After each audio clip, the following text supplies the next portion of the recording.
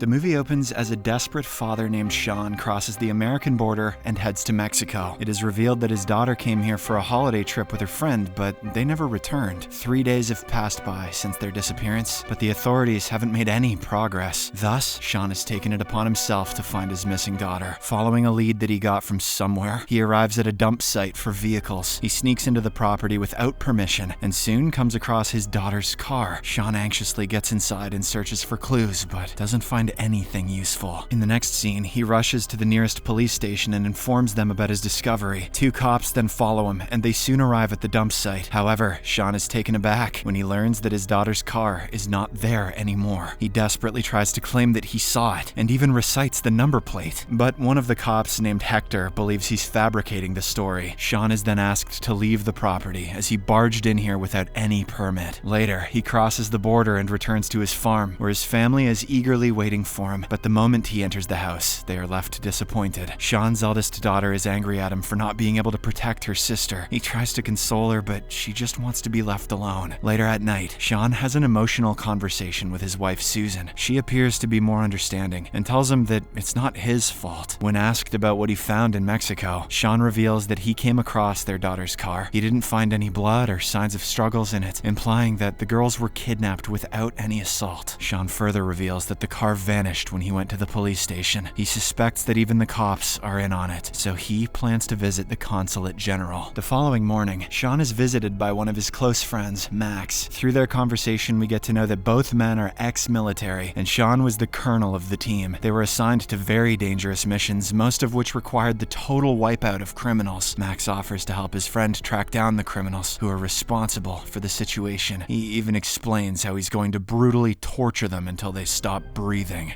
However, Sean doesn't think this is necessary. Slow down, Max. And wants to resolve the situation as peacefully as possible. Later, he, along with the other missing girl's dad, heads to the consulate's office. The latter is aware of the entire situation, but he shockingly suggests the two forget about their daughters. He reveals that a deadly cartel rules this city, and they are notorious for killing whoever comes in their way. Just last week, they murdered some 37 people for intruding in their business. What? The consulate also reveals that a year ago, an honest cop was appointed here, and he tried to solve the cartel problem, but one night, several gang members barged into his house and gunned him down, along with his entire family. Ever since then, the entire police station works for the cartel, and no one dares to go against them. Upon hearing all of this, the two fathers become really worried. They inquire why their daughters were targeted, to which the consulate explains that the cartel is also infamous for human trafficking. He then apologizes and says he can do nothing in this regard. Realizing that no one is going to help, Sean summons the media and explains the entire situation on live TV. He also tells his daughter to be patient, promising to rescue her soon. The news is watched by millions across the world, including the leader of the cartel gang, Victor Garza. He does a bit of digging and learns that Sean is ex-military and that he received various medals for his bravery. Victor fears that Sean will come after them sooner rather than later, so he decides to take action. Later, he forcibly summons the 2 men who were responsible for kidnapping the American girls. They are none other than Hector and his accomplice. Victor chastises them for failing in their mission, as they've abducted the wrong target. As a punishment, he orders the immediate execution of the second cop. Hector is spared for now, but he has to help them bring Sean's head. Victor then instructs his right-hand man, his brother Carlos, to deploy some mercenary troops to Texas. He wants Sean and his entire family dead within 24 hours. He also wants to make a statement that anyone who messes with the cartel, whether it be from across the border or not, is going to pay for it. The very next morning, a large convoy of cartel members led by Carlos enters the United States through a secret tunnel. They appear to be heavily armed, eager to massacre the family. At the same time, we see Sean at his farm, hunting foxes using his sniper. As he tries to take aim, he suddenly spots the cartel vehicles heading in his direction. Alarmed, he quickly rushes inside the house and instructs his wife and daughter to hide upstairs. Sean then shoots at the enemies and manages to kill some of them, but he is eventually forced to take shelter when the entire gang begins firing indiscriminately. Elsewhere, a cop is about to have lunch when he receives a call from the station. He is told to check on the farm where several gunshots have been reported. Were they firing indiscriminately? Yes.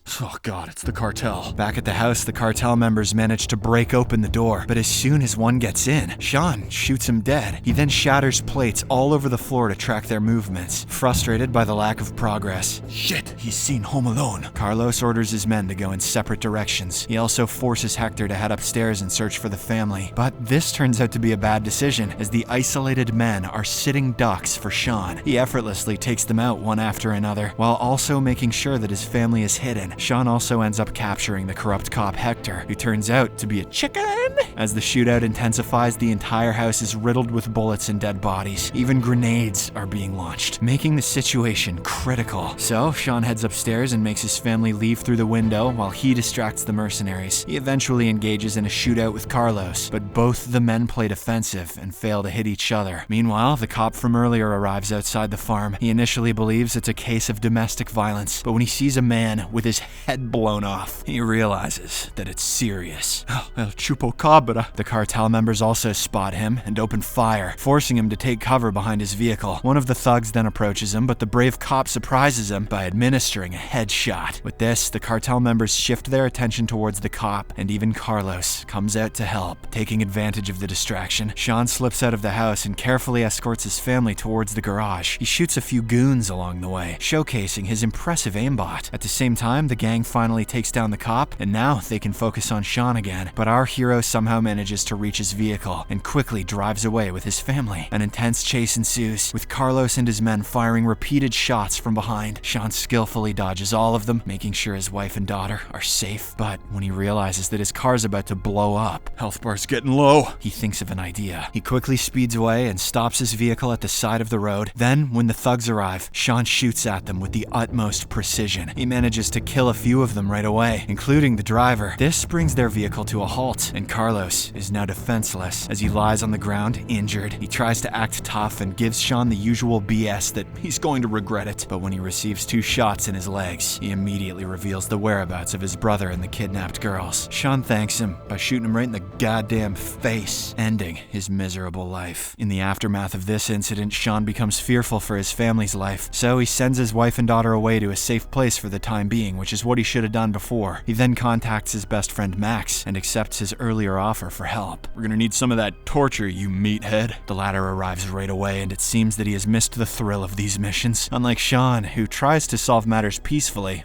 clearly, Max is a brutal assassin who takes great pleasure in torturing people. Even though they're up against the biggest crime syndicate in Mexico, he seems to be excited. Max has brought with him an arsenal of weapons and other machinery. He also has done some research on Victor's hideout in the warehouse where he keeps the kidnapped girls. In the next scene, the two friends cross the border and head towards the target location. They observe from a distance as Victor desperately tries to find the whereabouts of his brother. Turns out he's still unaware that Carlos has not only been killed, but he's also ratted on him. Then, without any further ado, the ex-soldiers grab their weapons and infiltrate the mansion. Using their supreme combat skills, they manage to take down the guards one after another. Victor hears the gunshots from his room and becomes frightened. He realizes that the Americans have finally come for him, and there's no way to escape. On the other hand, Max and Sean continue their onslaught. They appear to be overpowered, and none of the goons are even able to touch them. Even the head of security, a muscular guy, is gunned down like a measly little jigglypuff. In the end, the two manage to reach the room where Victor is hiding. The cartel boss initially tries to act tough and boldly claims that his men are arriving. But Sean gets angry and beats the crap out of him while demanding to know the whereabouts of his daughter. When Victor cannot take the punishment any longer, he agrees to take them to the location. The three then get into a vehicle and soon arrive at the warehouse where the girls are kept. Once again, Max and Sean have no trouble killing the NPC guards. Then, our hero finally manages to locate his daughter, and they have an emotional reunion. Her friend is also there, alive and in good condition. Before the other thugs arrive, Sean quickly grabs the girls and departs from there, but the bad boy Max is not done yet. He came here for one thing, and he's adamant on doing that. He then pulls out his knife and approaches a bloodied Victor, ready to torture him. The following morning, Max arrives near a public shrine and places Victor's decapitated head there. Call me Geralt of Rivia. He seems to be satisfied by what he's done. Meanwhile, Sean and his entire family are finally reunited and back at the farm. To celebrate the occasion, he decides to shave his beard and mustache. Subscribe for more videos like this, turn on notifications, and leave a like to help the channel out. Thank you for watching.